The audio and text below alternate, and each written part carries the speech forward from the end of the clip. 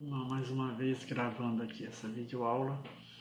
Espero que estejam todos bem devido a esse quadro de dificuldades que estamos passando devido a essa pandemia. Então, para a gente começar o segundo semestre, nós decidimos em reunião que é necessário fazer uma revisão sobre os conteúdos trabalhados no primeiro semestre, para que a gente possa fazer uma avaliação de reposição de notas. Então, nessa videoaula nós vamos fazer alguns comentários sobre os conteúdos trabalhados no primeiro semestre. Então, nós começamos os trabalhos no primeiro semestre falando das propriedades da matéria, né? Não sei se vocês lembram que a matéria ela tem propriedades gerais e tem propriedades específicas, né? Propriedade geral, como o nome diz, é geral a toda a matéria, né? Por exemplo, massa. Massa é uma propriedade geral, porque toda matéria tem massa. E também discutimos as propriedades específicas, como o nome diz, é intrínseco daquela substância, né? As propriedades específicas elas podem ser organolépticas, pode ser física ou químicas, né? Propriedade organoléptica todo mundo sabe, por exemplo, cheiro, brilho, sabor, é uma propriedade organoléptica. Ela tem a propriedade de sensibilizar o nosso sistema sensorial, né? E tem a propriedade física, por exemplo, ponto de fusão, ponto de ebulição, são propriedades específicas, né? Densidade também. E tem as propriedades químicas, que tem a ver com reatividade da substância, tá certo, pessoal? E em seguida nós discutimos as transformações da matéria. A matéria ela sofre transformações, como vocês sabem. E essas transformações nós podemos classificar em transformações físicas e transformações químicas, né? Ou fenômenos físicos e químicos. O que é um fenômeno físico? Por exemplo, a mudança de fase da água, né? É um fenômeno físico. Enquanto que a queima do papel é um fenômeno químico, né? Porque o que sobra não é mais papel, somente cinzas. Então isso aí é um fenômeno químico, tá certo, pessoal? Em seguida nós falamos da composição da matéria. A composição da matéria, ela há muito tempo, ela intriga a humanidade, né? Na antiga Grécia, né, os filósofos gregos, pensadores gregos, eles tinham duas correntes para explicar a composição da matéria, como nós discutimos em sala de aula, né? Tinha a corrente aristotélica, que dizia que a matéria era formada por ar, água, fogo, né? A teoria dos 4 elementos era a corrente aristotélica. E a outra corrente era a corrente atomística, definida por Demócrito e Leucipo, que dizia que a matéria seria formada de átomos, certo, pessoal? No entanto, isso aí eram apenas especulações filosóficas, sem nenhum fundamento científico. Isso perdurou por aproximadamente 1000 anos, né? Até o século XV, né? 16, começaram a aparecer evidências de que a matéria realmente seria formada de átomos, certo? Para explicar esse comportamento atômico da matéria, surgiu um estudioso, né, inglês chamado de Dalton, né? Como nós explicamos na sala de aula, o modelo atômico de Dalton. Porém, o que Dalton utilizou para propor esse modelo atômico, né? Ele se baseou nas leis de Proust e Lavoisier, né?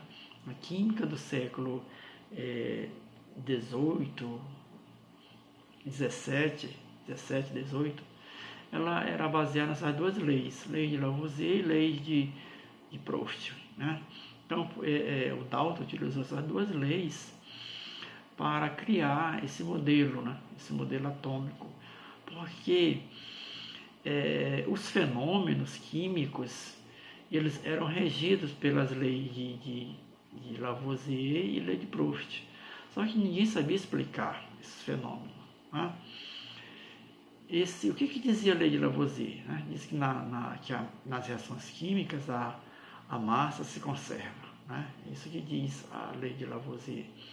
E a lei de Proust diz que reagentes e produtos obedecem a uma proporção constante, né? Então, utilizando essas duas leis, esses fundamentos, Dalton ele propôs esse modelo, resgatando essas ideias dos antigos gregos, né? De que a matéria era formada de átomos, né? Então ele propôs que a matéria realmente seria formada de átomos e que esse átomo seria indivisível, maciço, denso, né? Nós discutimos isso em sala de aula, tá certo? Porém, ele lançou esse modelo, né? E tinha alguns críticos sobre esse modelo, né? O Gay-Lussac, trabalhando com gases, né?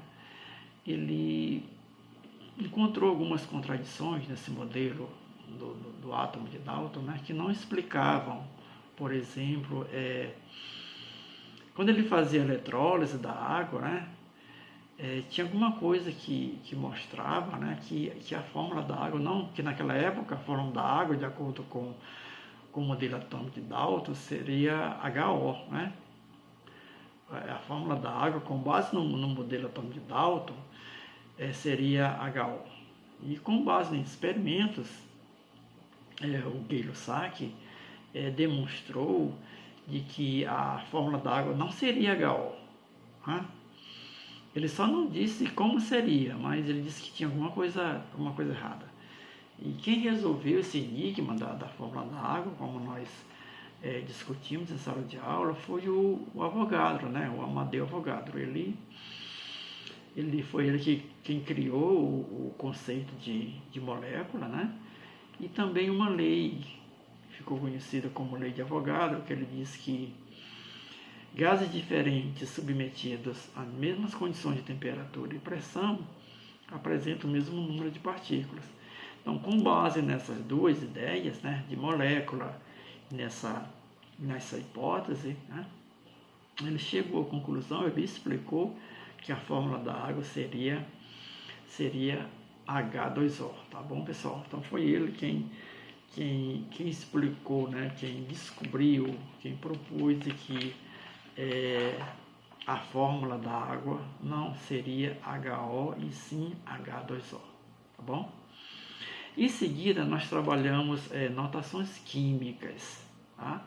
Notações químicas, gente, o que a gente abordou nesse conteúdo, notações químicas? Nós abordamos símbolos químicos, né? Símbolo dos átomos, que vocês sabem, aprenderam lá no ano, e nós às vezes revisamos que um átomo, ele é um elemento químico, né? Ele pode ser representado por uma letra maiúscula ou por duas letras. Quando ele é representado por duas letras, a primeira é maiúscula e a segunda sempre minúscula, né? Também nós aprendemos a representar as moléculas, né, e suas fórmulas, né? Por exemplo, a água, né, H2O, como é que a gente representa esse símbolo, né? Foi isso que nós discutimos nesse assunto, notações químicas. E também aprendemos a fazer balanceamento de equações químicas, né? Balancear uma equação química nada mais é do que aplicar a lei de Lavoisier. E isso nós sabemos, nós vimos como fazer, né? Então, balancear uma equação química é aplicar a lei de Lavoisier. Tá bom, pessoal? Em seguida, nós começamos a estudar os modelos atômicos, né? O primeiro modelo atômico, né, com base em experimentos científicos, com base em evidência científica, como nós falamos, foi o modelo atômico de Dalton, né, com base lá nos pressupostos dos filósofos gregos e também com base nos seus experimentos. Ele propôs esse modelo atômico de que a matéria realmente seria formada de átomos e esse átomo era uma partícula indivisível, né? E aí em seguida nós vimos que esse modelo foi abandonado. Por que ele foi abandonado?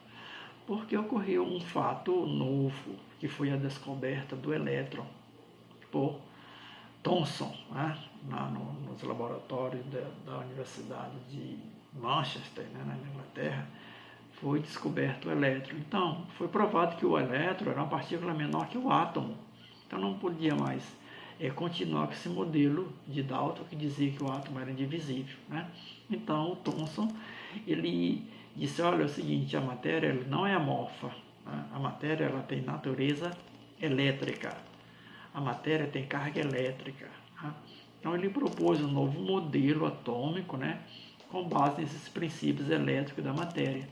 Para ele, o átomo seria uma esfera com carga positiva, com seus elétrons incrustados, para neutralizar essa carga positiva. Como vocês sabem, a matéria ela é neutra. Então, o seu elemento formador, os átomos, teriam que ser neutro. Então, se ele tem carga elétrica, então, se os elétrons têm carga negativa, como ele ficou evidenciado nos experimentos, né? Então, o átomo teria que ter partículas de carga positiva para uma neutralizar a outra e o átomo ser neutro, consequentemente a matéria ser neutra. Tá certo, pessoal? E aí, em seguida, esse modelo atômico, ele foi colocado à prova, né? Com base num experimento chamado de espalhamento, né, de partículas alfa, proposto por Rutherford, né? Rutherford ele fez baseou esse experimento no fenômeno da radioatividade, né? Ele fez experimento do espalhamento de partículas e ficou evidenciado, né, que o átomo era formado de um grande espaço vazio, né?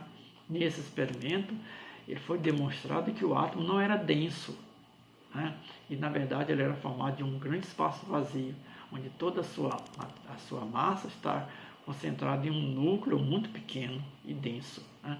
Então, com base nesse experimento, o Rutherford ele propôs um novo modelo atômico, que ficou conhecido como modelo nuclear, né? Um modelo planetário. Os elétrons fazendo como se fossem os planetas, né? E o centro do átomo seria o Sol. Então, seria o modelo atômico de Rutherford seria um sistema planetário em miniatura, né? Então, ficou conhecido como modelo nuclear. Porém, como nós falamos em aulas, esse modelo de átomo ele tinha um probleminha, né? Que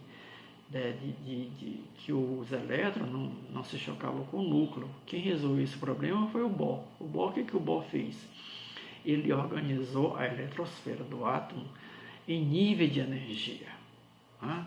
Em nível de energia. Explicou por que os elétrons não se chocavam com o núcleo, tá bom?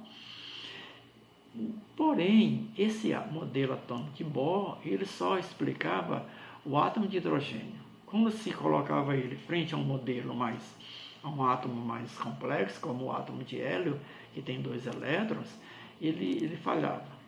E quem corrigiu esse problema do átomo de Bohr foi o Sommerfeld, né? O que o modelo atômico de Sommerfeld, o que ele propôs de novo?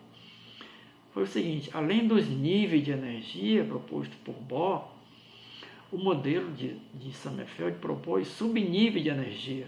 Ele disse, olha, os elétrons estão organizados em níveis, como o Bohr falou, porém, esses níveis apresentam subníveis de energia. Tá bom, pessoal? Então, isso aí foi a proposta nova, né? Foi do Sommerfeld para o modelo atômico de Bohr. Tá? Além dos níveis de energia, o átomo tem subníveis de energia.